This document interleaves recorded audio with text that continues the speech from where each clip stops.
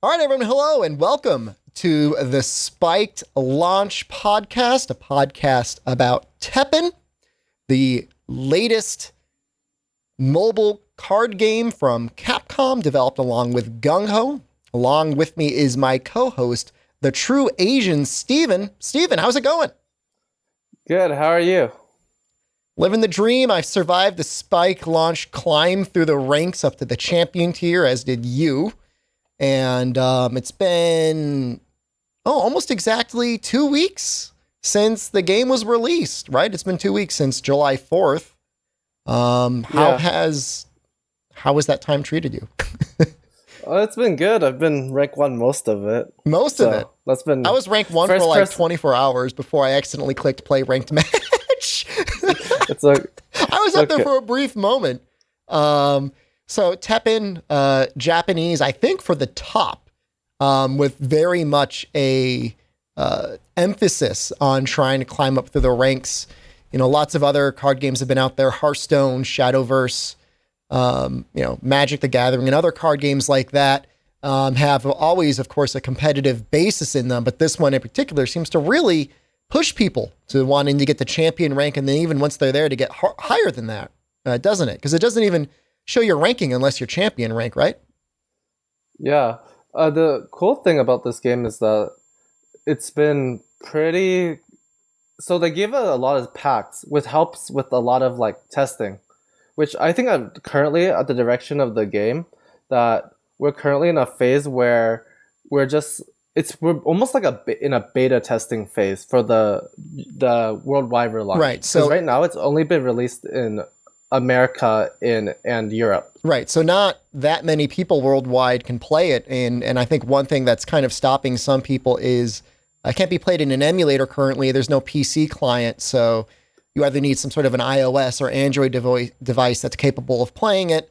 And then even then, like, you have to make sure that you have the ability to access the US or the EU App Store, which is interesting because it is a Japanese made game. You would think that it would have been released for the Japanese market primarily, but it has not yet. It has not been released in Japan yet. I've heard rumors that the main reason why is that Capcom wants to finish all the bugs before releasing to Japan, its main market. Right. Because normally the Japanese player base is the one more likely to buy in-store purchases or in-app store purchases just by purely on just like demographic and statistics. Right. So I think that's kind of their game plan right now. Right. So release it. I mean, and it's not unheard of for there to be soft launches. Capcom had another mobile game that was only released in Canada at one point, Monster Hunter Explore, which is kind of like an auto explore monster hunter type game that didn't get a North American launch, didn't get a US launch, possibly because they didn't see there was a huge amount of interest in it, possibly because they had some issues localizing it all the way or thinking that they'd be able to provide enough support. And so there have been a couple rough patches with the game. Certainly if you don't have like a very modern phone or a very modern tablet, I think I have maybe one of the oldest iPhone or iOS devices that can even run the game. It's an iPhone 6S, which in my mind is not an old phone, but I guess somebody in the chat was like, "Oh, that's a 5-year-old fold. What are you using that phone for, old man?" So occasionally you'll get, the game will crash or the game will lag out and freeze. There's been some disconnects. I know you said you haven't had too many issues with disconnects on your end though, right? I had an issue when I was in San Francisco for a business trip at the hotel, but when I was at home, it wasn't too bad. Could have been hotel Wi-Fi, maybe. Yeah, I was thinking mostly that, but the thing I've had a problem with the game so far has been the private matches. That has been a huge problem. Right. Yeah. So I've done a lot of streaming of the game. I've probably streamed it 4 or 5 times at this point over the last 2 weeks. And it's kind of, you're a little limited in what you can do. You're not going to sit there and do challenges because like they're all pretty easy and pretty easily completed. You have ranked matches, which you can do, but certainly when I'm streaming the game from my current phone, it could get really hot. You could crash. If you crash, you lose. If you lose at anywhere close to our rank, certainly if you're over 1,800 points, it's like easily 5, if not more matches of straight wins to get it back. So you don't really want to do that. You can do free matches, which are fun to try out new decks on, but there's no real stakes. It's just kind of for fun. And then you've got these private room matches where you can kind of create a lobby, people can join, you can play. And I had the same experience as you. I really, maybe you'd get one match in before the room would kind of break itself and you'd have to leave and recreate and then someone might join again. But it was not really an easy experience. So these are things I think that they're still playing around with to try and make work a little bit better, to get a little bit more polished. Certainly if you're playing a mobile game and you've invested no money, like you can be really forgiving of bugs. But, if you've invested even like, $5, say for the season pass, it can be a really frustrating experience because hey, like I paid money, I don't want to crash. And especially, losses are so rough in this game. And even as you're climbing the ranks into champion, losses can feel really bad because you basically have to win 2 matches to get back, to get ahead again. You just keep getting set back. How was your experience climbing, I guess, from F5 up to champion rank? What was that like? Was that a mostly smooth experience for you? Did you get stuck anywhere? I got stuck at A4, which is really ironic. A4. Most people get stuck at A5. A4 is a weird place to be stuck. Yeah. I was playing, so I knew, because from a Hearthstone experience, that I knew Nurg was broken. The moment I saw like the hero power and the cards that were overstated, I was like, okay, this was the most broken deck in the game. I'm going to start off with that. Yeah. And so I was playing mono black because I was just like, there's no reason. Why would you ever cap yourself at 5 mana? Right. And then you realize that mono black was just not the way to go. Mono black Nurg isn't It was a okay thing. in the first couple of weeks while people were literally still learning the game. So, there's this concept in the game called like amp energy, right? And I don't know how long it took for you to really figure that out. Maybe you figured it out right away. It took me at least a day or two to really understand how powerful it was, though. Where if the hardest thing for me, was I started a week late. So you started a week late? Yeah. Wow. You started like July 11th? I started on the 8th. And the 8th? Okay. So about half a week late. Okay. So a bunch of people had already gotten quite a ways away. I think I had gotten champion rank on Sunday. So Thursday, Friday, Saturday, Sunday. So 4 days. So the 8th. So the day you started is the day that I hit rank 1, I guess. Yeah, you were rank 1 when I started. Yeah. Briefly before I streamed, did a ranked match, lost, and then tilted hard down to 1600 before climbing back up again. It's okay. I appreciate the 1. Yeah. I mean, I think that's in my profile forever. I don't think that will ever leave my profile. So that's all I really care about. I can always be like, hey guys, look, I was rank 1 once, like 4 days before anyone had figured out what amp energy is.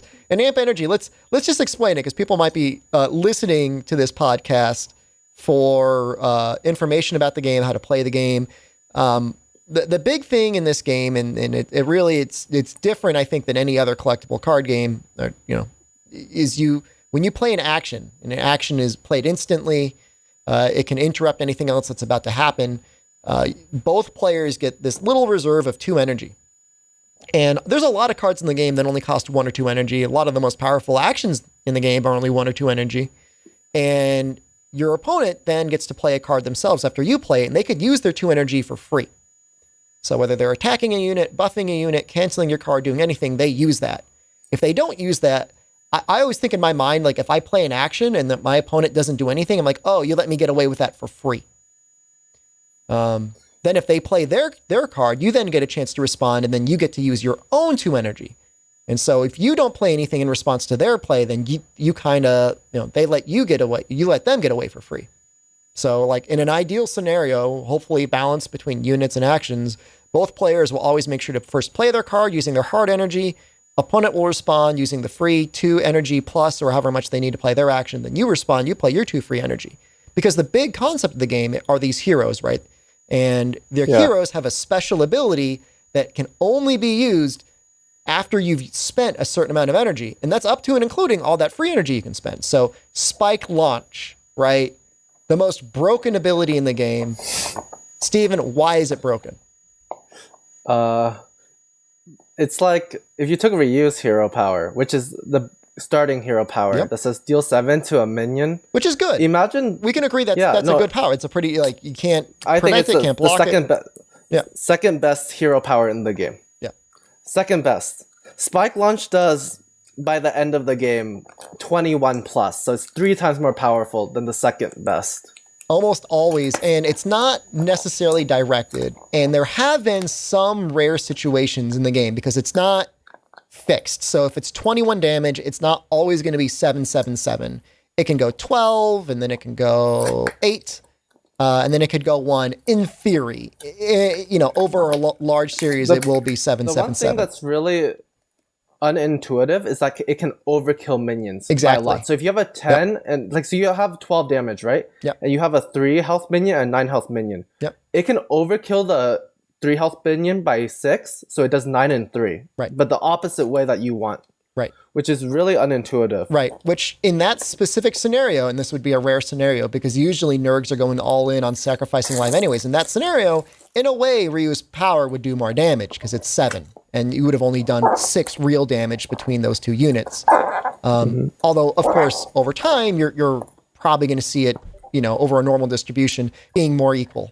But that is a little element of RNG. Now, by and large, when I think of Hearthstone, and I only ever played Hearthstone casually. I was never super into it. My brother was super into it, but I never really got into it.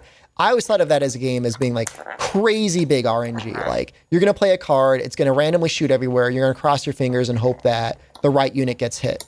That's how I think of Hearthstone. Now you can have a different perspective. I'd love to hear what your perspective is on it. But in at least with the balance in TEPPEN right now, any RNG that happens, I feel like if you're relying on RNG, then you're either playing the card wrong or, you were probably already losing before you did that. And you're hoping for RNG to fix a mistake rather than RNG to help you win the game. So I'm going to jump in and put a little counter argument. So early on in Hearthstone, when the game wasn't figured out, people had really insane win rates, just like in TEPPEN right now. When people start figuring out the games and people start making guides of how to play cards properly, RNG will become more and more a factor. So that's like something to take in consideration. Right. So right now RNG is not big, but in TEPPEN, but it will be, is what you're saying. Yes, it will more so. The more people know how to play the game and the more optimal people play, this is a point where you've optimized your play, right? And then by then it's just luck, right? If both of you play perfectly, then it just has to come down to luck. I mean, a lag or, a minor misplay here or something like that. Like there's this thing where if my unit's just about to hit you and I know you're probably going to react with something, I can drop an action, interrupt the play field, and then by the time you want to drop something to get in the way of my unit, just through the way the game processes its logic, you probably won't have time to get that unit back in. And I think everybody's experienced that. Like they're hovering, they've got their hero power dragged over to the field, they're about to play it. Then suddenly their opponent plays an interrupt or they play their hero power, and suddenly the screen clears itself and you don't have time to scramble and get things back on the field again to kind of reestablish yourself. So this brings me to another point. So it's a real-time game. There's a lot of different techniques you can do that you don't think about in a normal card game. So one of the most iconic matchups in the game right now is Ryu versus Dante or Morgan, in which the Ryu player, so the Ryu player will usually be able to remove, the Ryu removal is really good against the Dante cards. But if you're fast enough, and we've optimized a way for Dante to play fast enough, that it's impossible. And we've tested with like everyone, both sides. The Dante is actually the one with the advantage, which is contrary to the initial belief that Ryu was the one who has the easier time to react. Right, because Ryu theoretically could be dropping units that can do damage without an action interrupt. I'm assuming that's the point, right? Or is the point that you'd be able to play actions that do direct damage? Not really, because the opposing player can counter those, or they have 10 seconds to do whatever they want. Well, after you've played your action card, right? Yeah. So what a lot of players have figured out is that if you play the minion with one hand and then play the action with the other, it's so little time to react. It's almost impossible for the human eye. Can you actually can you hold 2 cards out at the same time over the field? I actually didn't know that. Is that what people are doing? So you hold one card up and then you drop it, and then the moment that card is dropped, you flick it up with the second hand. I see. And that's like and that's so quick that it's almost impossible to react. So before the belief was the matchup was about 10% to the Dante, but in further testing, it's almost Dante has almost 30% now. Wow. So Dante's definitely, or Morgan, right? I mean, it can be either. And of course, when we're talking purple, we're talking currently a deck that's going to create like a super chunky, probably 5 or 6 cost unit plus on the field that's going to get really fat, really fast, and they're going to have flying probably.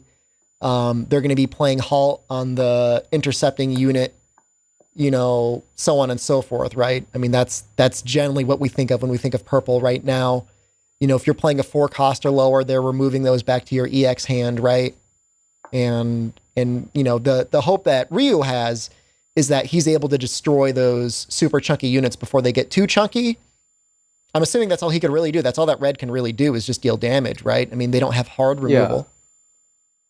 Yeah, so that's like the really interesting thing where if the Morgan can get, or the Dante can get their Ibuki, or I don't know how to pronounce the other card, but if they can get that to about 12, 13 health, the Ryu has a really hard time clearing it, and it can just run away with the game really, really quickly. Right. Because, I mean, Ryu could, of course, do 7 unavoidable damage with a Hadouken, assuming he's been able to play enough cards to get up there, because with a really good starting hand, the purple player will have a card out that will probably have around 10 or 12 health by the time Ryu hasn't even gotten a Hadouken charge. So he can do 7 with that. He can do 6 with Lady? I think Lady does 6. Yes, that's the one where it... Best case scenario, you can do 13 damage in a moment. Drop the Hadouken and then drop the Lady right away. Yeah, but the thing is that Lady isn't that popular. But Lady definitely does swing it more into the Ryu's favor. But the main big interaction is that BB Hood does exactly 4. And all the purple minions before they're buffed have exactly 4 health. So you just need to be holding on to that 5-unit BB Hood, ready to drop her out the second that you see anything come out from your opponent's hand. And that's assuming you have the BB Hood in your hand. Again, this is a lot of times, again, we talk a little bit about RNG and then making sure you're not soft blocking your hand. Soft blocking your hand would be you have no cards that you can play. Now, with purple, that's not that big of a concern. I feel a lot of the purple cards will at least remove red cards or draw them additional cards, which help a lot compared to, say, a red-green deck where they're going to do Rathalos and they're going to super buff a creature. I think a lot of people, or at least myself, who's run that deck a number of times, find yourself with a handful of buff cards and you can't do anything except just lose or forfeit or hope that your opponent has played the same sort of deck and it also ended up soft luck, so you get a double forfeit. We're talking about green-black Nergigante. And so, as this deck evolved, the idea was, and even now, even in the deck list that I have now for black-green Nergigante, it's always kind of like a game you play against yourself, which is, how low are you willing to take yourself?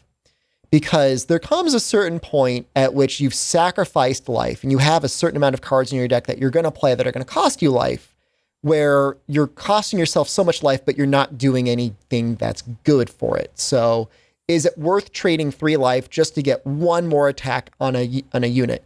Normally, no. If you're sacrificing 3 life because it's going to make your spike launch really powerful in the beginning of the game, absolutely yes.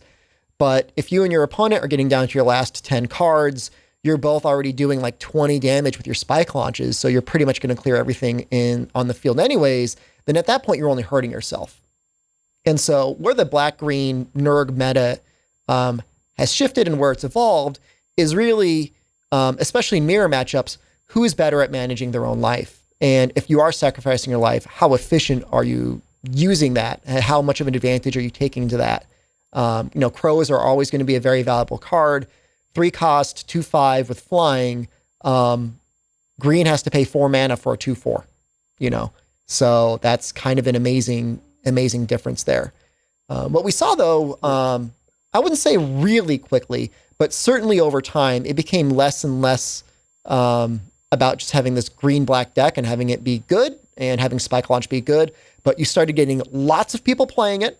Lots of really good players playing it. I had a number of mirror matches where I'd play against people and I'm like, this guy is some level of psychic or has superhuman reactions, and they take you down.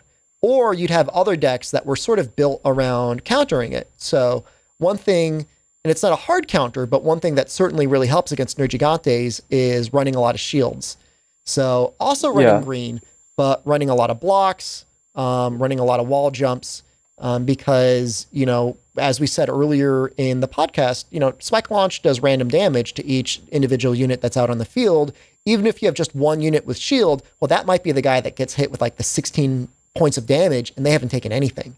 And especially if you have a second unit with a shield, then they've got more. So one evolution I did, and it wasn't long running, but it was red-green, and it was just heavy shield usage and getting like super palicos. And the hope was, and this is assuming I didn't let the other Nergigante get momentum, but the hope would be is that no matter how much they would want to spike launch me, all they would do would be removing one layer of shields. And because you had this flying palico, they would be able to go over whatever minions they had, and they weren't running anything that could fly outside of crows, and then you'd be able to do direct damage there. And then, of course, now it's been a full 2 weeks later, and the meta is all over the place. Certainly the people... So the meta has... Go ahead. So the meta has shifted a lot towards... So there was the original... There's two black-green lists now. There's the original list that Shepard made, which is more about having really good stats and a lot of healing to make up for those good stats. The new list that a lot of the top players are playing right now is one with a lot of mana ramp and a lot less healing, but more buffs. I do run a lot of irises, by the way. I do have 3 irises. And iris, we should just point out, and we don't have to dwell on it for very long, is legitimately, I think it may be the most powerful 5-unit cost in the game that's not, at least the 5 cost rare. Maybe not like compared to like a Heavenly Kicks Chun-Li, but 5 cost rare. The Heavenly Kicks Chun-Li is the most broken card in the game by far. Yeah. 50% bonus mana. You know, essentially it's a war of irises. Like if you have an iris and your opponent hasn't removed it, you're probably going to win. If your opponent has an iris and you have an iris, then you both be even. Or if your opponent has an iris and you don't, you will probably lose, because it doesn't matter how efficiently you're making plays. Your opponent can afford to sacrifice all the cards in the world. What do they care? You know, like the time it takes for you to get a 4-cost unit out, they could get a 6-cost unit out. And there's no 4-cost unit in the game that I'm aware of that would pair up against most 6-cost units. Just doesn't happen. Just doesn't exist. You know, or a 4-cost unit with a 2-cost buff. You know, it just does unlikely. And not to segue again, but definitely, you know, a lot of people ask like, hey, you know, Shepard, what should I craft as my first legendary? And that's not an easy question to answer, because like I would say in the meta, purple and red are very powerful right now. And certainly if you wanted to get like a very powerful composition, no matter what, investing into red or purple is probably a good call. But if you want like the most flexible legendary in the game, I think we have to go with Heavenly Kicks Chun-Li. What do you think, Steven? Yeah, I think Heavenly Kicks Chun-Li is just really good because green is splashed into a lot of decks, and it just wins games. Like most, you will win games you were supposed to Mirror, lose with Heavenly Kicks Chun-Li. That will happen. It doesn't matter what you're running. She'll come out. Your opponent has an empty lane. They just dumped all their mana on filling out another lane, and you got a free 4 damage. And then whatever they're going to play is going to take 4 damage, or they're going to take another 4 damage. Yeah, I'm the current rank 1 player as of the video. Oh, good job. And I promise you, most of my losses are from turn 1 Heavenly Kicks Chun-Li. You played something, but usually you don't like to play things right away. You've told me that your preference is to hold on to your mana. Well, when your max is 5, you kind of just have to drop Iris. Okay. So you're playing a mixed deck now. You're not playing mono red or mono purple. Yeah. No. I'm playing BG Nerg right now. Oh, you're back to BG Nerg. You're doing mana ramp Nerg with lots of removal, I guess. Yeah. Like I'm running the list with 5. Like we run 8 to 9 of the mana ramp cards, just depending on the tech choice of the day, and just like a lot of buffs with it, and you just try to snowball with that. And like most Nerg mirrors originally were about, who can outvalue the other person. Infestation was amazing because it just gave you 3 more cards. I ended up dropping Infestation though. I don't run it at all in anything except for a have fun Ouroboros deck with Wesker, which is just a fun deck. It's not like I wouldn't ever play ranked with it, but for fun it's there. Yeah. But I always thought Infection, like even if you can play it with amp energy, and in that case it might be nice just to build up amp energy. And sometimes spreading Infestation can really set you back because now like your opponent's like, okay, my opponent has all these really weak units on the field. How can I take advantage of this? You Yeah. know, I could just It it bully all of it them and win all of these trades. yeah. Let's talk about a little bit how about the meta evolved into the current state. Sure. So the original BG Nerg list, the one that Shepard created, actually was pretty weak to Ryu. Oh yeah, no, And it would that's get where blown up by Ryu.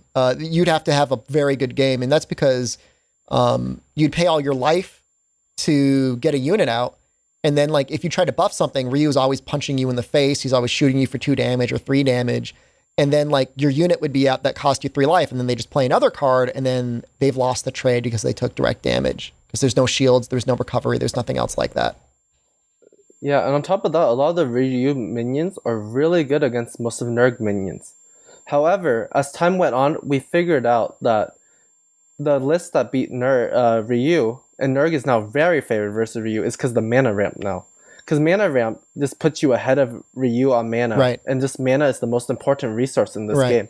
And on top of that, Spike Launch is stronger than Hadouken. Oh yeah, especially So- by mid game, it's way outclassed Hadouken, Yeah. and for Ryu to be strong, it's important to remember Ryu has to go solo red. I believe. I don't think you can do a very effective Yeah. Ryu with mixed colors. The majority of his very good cards, I think, are 6+. Yeah, and the biggest giant tech that swapped the matchup was a card called Wield Gator, the 4-mana 2/10. Yeah, I run a lot of Wheel Gators. know what? I like Wheel Gator. Yeah, yeah. Originally, most people were only running 1 or 2, which was as long as the Ryu didn't. I mean, the BG Nerg didn't open up Wheel Gator, the Ryu would usually just be ahead enough by the mid game and be able to handle it. But nowadays we run 3 Wheel Gator, 3 Irises, a lot of the felines, and all those cards are really hard for Ryu to deal with. And you just drop it, and then just snowballs the matchup from there No, to a really one-sided and game. especially against Ryu, the nice thing is because his only way of removing cards is just damage, that 3-cost feline is so safe. Like, I always play the 3-cost feline when I can against Ryu if I have it in my deck. But I do get nervous, though, depending on what the matchup is. Like, so, you know, some black decks will have Gathering Effluvium. You should probably run 1 or 2 if you're running black anyways, because it's a very effective removal. Outside of some very powerful counter spells, there's nothing you can do. Like, you can't buff the thing's attack out of it, like his other cards.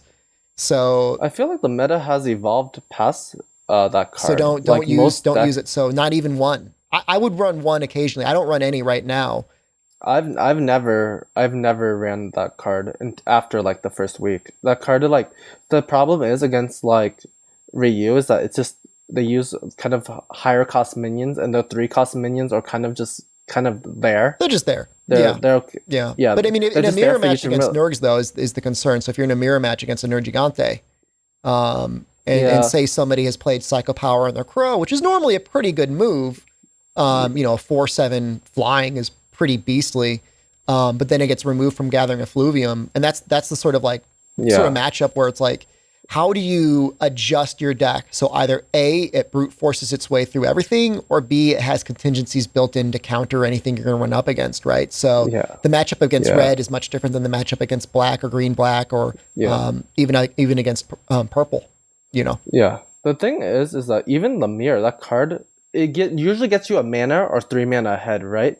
But really, the thing is that most of the time you just cut the amount of 3 drops you use. Like the 3/5 that was originally really standard is now not being used anymore I don't because of that. I dropped Nero relatively early, and that's because like Yeah. I start like honestly like every time I put a 3-cost unit in my deck, I'm like, this is something that can just get immediately removed by any purple, and any black if it's running Gathering Effluvium. You know, it's just not worth it. You know, and especially and again, like it depends on how many people are running it, but the more people are running a purple, it gets even more scary because now they can immediately remove 4-cost units. And that's scary. And that is But the scary. thing- Like you have to be really careful. Like if you're playing against purple, like don't put Psycho Power in anything that's 4-cost and cheaper because they will almost definitely get removed. They'll probably get removed anyways. Actually, They'll probably. I would disagree. If you buff an Iris with so Well, the Iris thing is is 5 how cost, you though. no, if you do that, they mind control it and you lose. Oh, if they've got mind control, if they have it, yeah. Yeah, but the thing is, if they bounce the 4 mana, So the way that matchup plays out right now is the bounce cards are actually really bad from the purple side. The Nerg wants you to bounce back their cards. Because right now, the way NG Nerg beats purple is actually getting their AP to 17. So they need to be able to play more minions. They have to be able to sacrifice enough, and a lot of times you're getting that life sacrificed is through playing your minions. Yeah, exactly. And that's like kind of the big thing that people haven't really adjusted to. The best I haven't Dantes have adjusted to already it. That's adjusted news to me, but that does make sense. So, but I mean, that's a little bit of a weakness in the deck list that I run now, though, because, like I said, like the way I have it set up, and again, I haven't been playing much ranked, so I'm sure I'm behind a little bit. But you know, I want to be able to win mirror matchups against Nergs, but against purple, if you're not able to get to 17 mana, and if you're not able to sacrifice enough life that you're going to be able to shoot down the Ibuki, you're going to be in a bad way. Exactly, definitely. So I think the big thing that a lot of people haven't really been getting in the NG mirror, NG is Nerg, so the BG Nerg mirror. The big thing that people haven't been understanding is that the way you really win the matchup is how you time your spike launch. Oh yeah, it's always been about timing. Like I used to always laugh going against like other mirror matches, like who's gonna flinch first, who's gonna be the one to spike launch first at the right time? Because like for a while, and I'm sure you experienced it, I found that like every time I would spike launch my opponent, they would immediately spike launch back, even if it wasn't a good choice. They would just do it. Like they would do a 20 damage spike launch to take out like a unit with 2 health remaining. Yeah, in our testing, the first person to have a 12 or more spike launch wins the game most of the time. Yeah, because that's like 4 damage per row, and that's usually, if there's been at least some trading at all, like 4 damage per space will probably clear most of what's in the game if they've traded at all.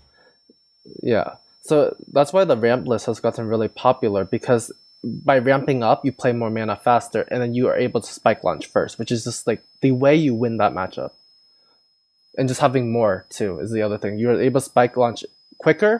You're able to spike launch more often, and that's how you've been winning. People win that matchup. But that doesn't mean NG Nerg has BG Nerg has no weaknesses. The current weakness right now is, as Shepard has been alluding to, has been Dante. Yes, I'm telling you, man, he's the guy. I mean, I run into Dante, I run into Morrigan. I get scared.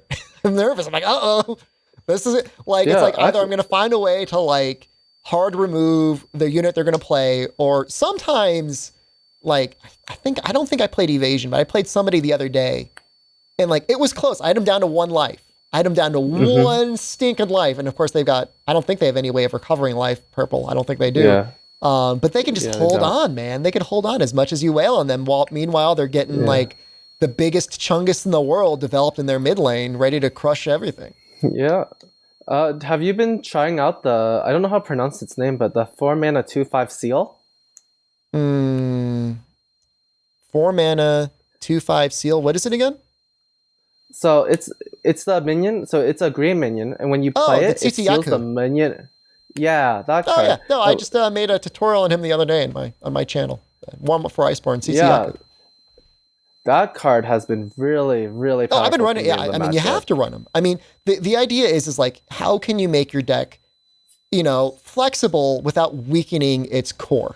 And that's always going to be the balance in terms of building a good deck. And that's really an important point to give people, is like, people want to hear from people that are in champion ranking. They want to say, what's your deck? Give me your deck. I want to see your deck. Like, I need all of the deck pictures you'll send me. And yes, a well-constructed deck is always going to be better than a deck that's just put together with no thought at all, of course. Mm-hmm. But if you want to stay ahead of everyone like that, or if you want to beat them, then you need to be able to take what you saw and how can you be better at it. And there's a very good analogy, and you're going to have to forgive me, but I'm a Monster Hunter guy. There's a very good analogy in Monster Hunter. And at Monster Hunter Championships, I was talking to another guy, and they do a lot of these championships in Japan and Taiwan and other places. And in these arena matches, everybody is fixed in terms of the options they have for their equipment and then the monster they're going to go up against. And the idea is the team that wins, who is always just one little step ahead of everyone else. So if I watch you and you have this really great time in this arena, Steven, and I say, wow, that's awesome. If I have just one small idea of how to make that time better than you, I will win. And when you're looking at these deck lists from Steven or from myself or from anyone else, take them, use them, but think about, based on what you've been playing and what you're experiencing, how can I tweak this just a little bit to adapt to what other people are doing? Now, from what I can tell, there's like a research institute on TEPPEN that I haven't been involved in the conversation. I stream all day, so I'm not in that as much, that has been really workshopping a lot of these ideas. And so you'd say right now, have we gone full circle? Are we back to a black-green meta? Yeah, definitely. Wow. The top 3 right now are all black-green. We all use 2 cards different from each other. Let's say, let's pretend Evasion is still running purple, and I don't know if he is or not, but let's say he is. Yeah.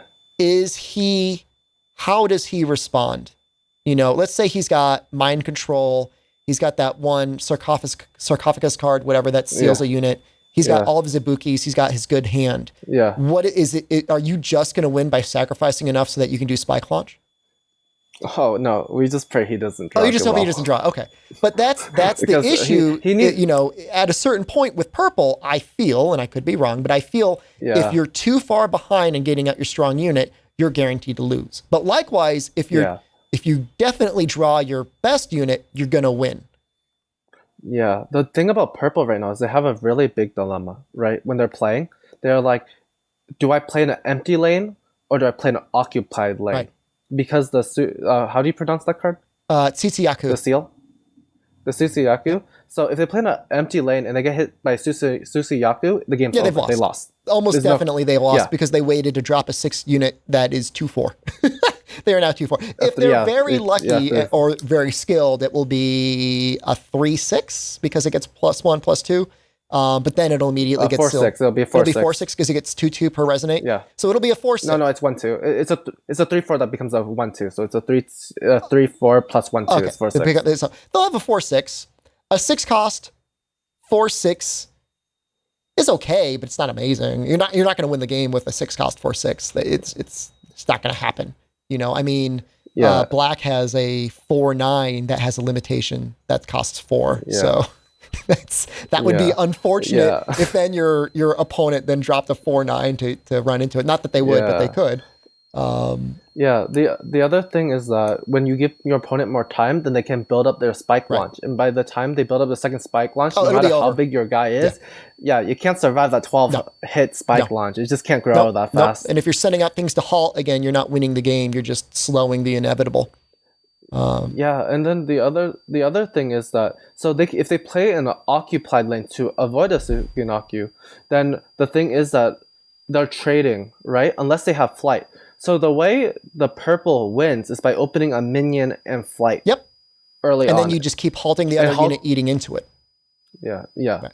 So that's the way they win. However, we found that that's not actually as consistent as we initially thought. So we believe that matchup is almost like against an experienced player above 50% for an NG, against the best purple, maybe the NG wins 3 or 4 out of 10 times. So it's not even that unfavorable, which is the worry.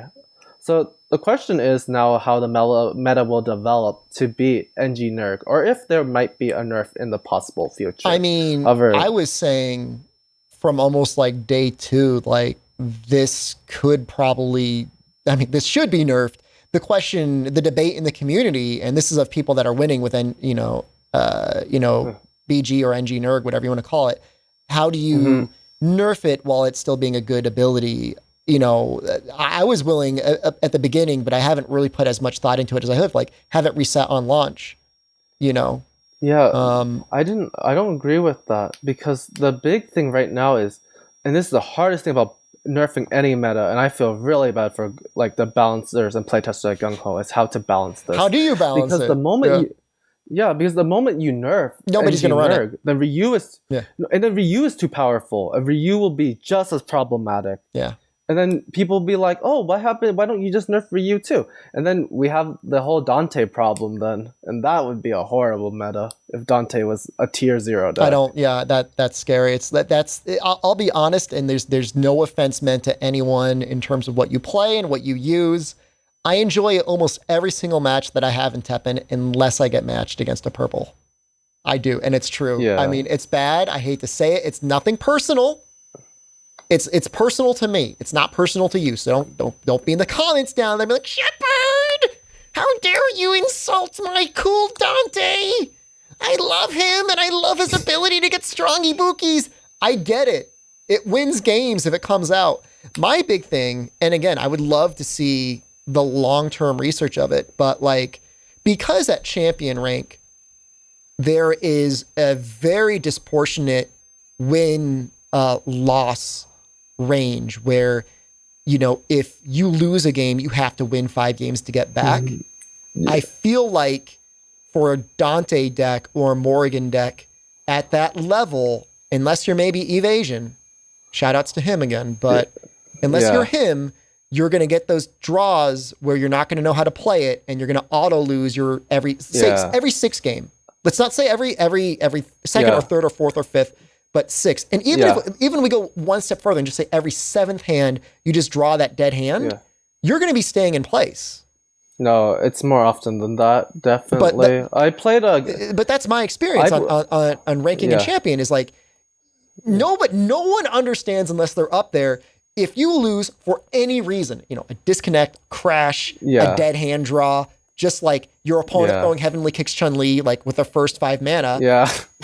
You're like, literally, I say to myself out loud, like I'm raging, like, well, there goes my next hour. Like I'm literally spending an hour to get back to where I was. Definitely. Yeah. Oh, we let's talk a little bit about Ryu, because I feel like we didn't touch on that. We'll talk about Ryu and then we'll wrap it up. Yeah. So right now Ryu in the meta is a really good counter to purple. If played right, I think it's 80-90% favored, but against the general public, a normal red versus purple, it'll be about maybe 30-70. I'm guessing. You mean where Ryu would lose? It's really, so a very experienced Ryu will win, a very inexperienced will lose. Inexperienced will. Yeah, because I'm assuming if you play Dante, you know how to play fast. I mean, because that's all you're doing is playing that one unit really quickly, and then you're flicking out the card. And you will learn very quickly, or you will not get the champion unless you're immediately reacting. Yeah, you're either gonna learn really quickly, or you're just gonna get stuck in A5 or worse hell. Yeah, exactly. So yeah, definitely on that. Perhaps next week we'll discuss more about balancing, and hopefully Grand Prix will be out by then. Well, I know Play TEPPEN, community manager for Gung Ho or Capcom, I don't know which company they're exactly working for, has said that they are planning an announcement soon. So it's an announcement that's going to address, of course, our questions. I wouldn't say a lot of people have a lot of concerns. I feel like right now, win or lose, people are just having a really fun time playing the game because it is so much different than other card games out there. I get bored to death by Hearthstone, man. And again, respect to Hearthstone players and people that love Hearthstone, but like, I don't want to sit there as my opponent like freaking like designs and builds a bridge for like 20 minutes. You know, like I want to get on with it. Like, let's play, let's fight, let's get it over with. You know, let's see who wins. This is why he doesn't like Dante. That's a build a bridge. It is a build a bridge deck, man. Like, I want to get into the thick of it. I want my boys to mix it up. You know, I want to see. You know, let's fight it out on the field. Not having freaking Ibuki like agility like smashing my face over my stupid. You know, I don't know, whatever. Great Gyros as he's hoping to like get one hit off and then explode. Yeah. I don't run any great Gyros anymore, although maybe I should. I don't think I run zero. Yeah, I don't run any. For a while. I mean, I love Birkin. Yeah. I love Crows. Those are my favorite 3 cost cards. I think maybe in the game. Birkin and Crows. Do you run 3 Birkins and 3 Crows? 3 and 2. 3 Birkin, 2 Crows. Okay. That's fine. I think Crow is starting to slowly become. People realize that Crow isn't that good starting off. It's really good when you're ahead and closing out games, but it's not good for fighting. He's not going to do a lot of pressure. At 3, I mean, that's the thing. It's like it seems like a very small difference, but it's actually huge. The difference between a 2 attack and 3 attack unit. Yeah, definitely. That's why Green has a big issue right now because it personally doesn't have a much what do you call it? 3 attack minions. You got Blanca. Except, like, until you get to the 5. Blanca. Just get exploded by anything in the game. The freaking like survival zombie. I guess, does he get 2 health when he wins a unit? I guess if you start stacking shields on him, he might live. That's pretty much it. Yeah. You know, Yeah, but that's it. yeah, but hopefully we can talk to you guys more about the meta as the meta evolves, or any new news.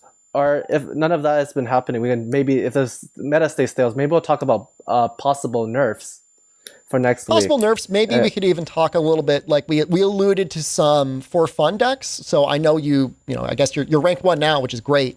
You've got a winning deck, mhm. but I'm sure you still have like a long list of for fun decks that you play in free play just to try it out and have a good time with.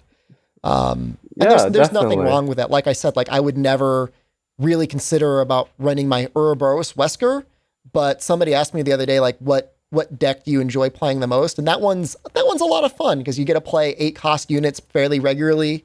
There's a lot of mind games involved with the Devil Joe and how you play him and how you use him, and that would be something fun to talk about. Okay, so Yeah. Steven, the true Asian, thank you. Thank you. This was his idea for the podcast, by the way, so thank him. At him at his Twitter, which is The true Asian underscore yeah, HS. I come from the Hearthstone background, so that's well, I mean, that's okay. It'd be like the moon underscore OW of Teppen. You can find me yeah. a number of places: twitch.tv/SD Shepherd, youtube.com/social dissonance, Twitter at SD underscore Shepherd. So we'll have all those in the show notes. We will be back. We're aiming for a weekly release of this. So any questions, comments, topics you want us to go over for next week, please let us know. We would be love to go over them and discuss them, and play more Teppen with you guys. So to close it out, what would we say to close this thing out? We got a catchphrase. I've got a catchphrase, No, but it doesn't suit Teppen. We'll figure it out as we go. All right. So in conclusion, for the Spiked Launch podcast, thank you all and see you next time.